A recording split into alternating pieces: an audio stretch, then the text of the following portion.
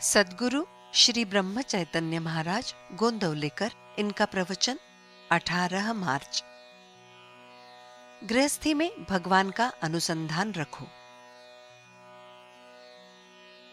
आप लोग इतनी संख्या में यहां इकट्ठे हुए हैं, उनमें से कोई भी मुझसे कहे कि आपके प्रयास किस लिए हैं। हर कोई सुख के लिए प्रयास करता है। गृहस्थी में सुख प्राप्त हो ऐसी सबकी इच्छा होती है और उसके लिए हर कोई प्रयत्न करता है, किंतु आज तक गृहस्थी में किसको सुख मिला है? जिसे सुख मिला हो वो वैसा कहे। कोई कहता है मेरे पास धन दौलत है लेकिन संतान नहीं है।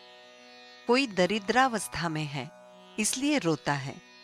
कोई कुछ तो कोई कुछ कहते ही रहता है और कहता है कि मेरी इच्छा पूर्ण हुई तो मैं सुखी बनूंगा, लेकिन पहली इच्छा पूर्ति होने पर दूसरी तैयार ही होती है।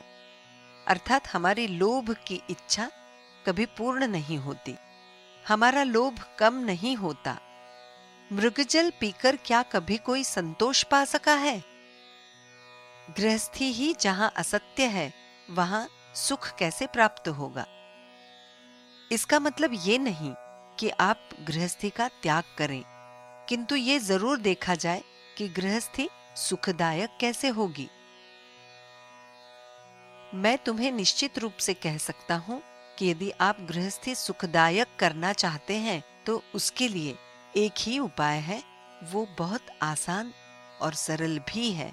वो उपाय है गृहस्थी मेरी नहीं प्रभु राम की है ऐसा कहना। ये बाह्यतः बहुत आसान लगता है, किंतु आचरण में अत्यंत कठिन है। परमात्मा की कृपा के सिवाय ये सधेगा नहीं। इसके लिए प्रभु राम की शरण में जाना आवश्यक है, तब उसकी कृपा होगी। उसकी कृपा में देह बुद्धि का बांध न बांधें।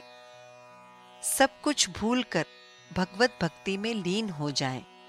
ऐसा कहना चाहिए कि मुझ पर भगवान की कृपा है ही। उसकी कृपा तो अपना कार्य करती ही है। हमें अपनी शंका कुशंकाओं से उसे आवृत्त नहीं करना चाहिए। हम भगवान को ये कहें कि भगवान मैं तो पूर्णतया तेरा ही हूं, मेरी गृहस्थी भी तुम्हारी ही है। तेरी भक्ति कैसे की जाए ये मैं नहीं जानता हूं, तू ही मुझे रास्ता दिखा। तुम जो करोगे उसमें मैं सम्मिलित हो जाऊंगा, ऐसी हृदय में प्रार्थना करें। फिर वो जैसी परिस्थिति में रखेगा उसमें हमें संतोष रखना चाहिए, आनंद में रहना चाहिए। तुम इतने परिश्रम करके मुझसे मिलने यहां आते हो और खाली हाथ से लौटते हो, ये देखकर मुझे दुख होता है। मेरे पास जो है वो आपको व्यावहारिक जगत में कहीं भी उपलब्ध नहीं होगा, और जो मैं कहता हूं वो है भगवान का नाम और उसके प्रति प्रेम। जो संतों ने कहा है वही मैं कहता हूं। वो सत्य है ऐसा ईमानदारी से समझो। सत्य ही कहता हूं कि प्रभु राम तुम्हें सुख देंगे। तुम्हें मेरा आशीर्वाद है कि तुम्हें भगवान का और नाम स्मरण का प्रेम निश्चित रूप से मिलेगा।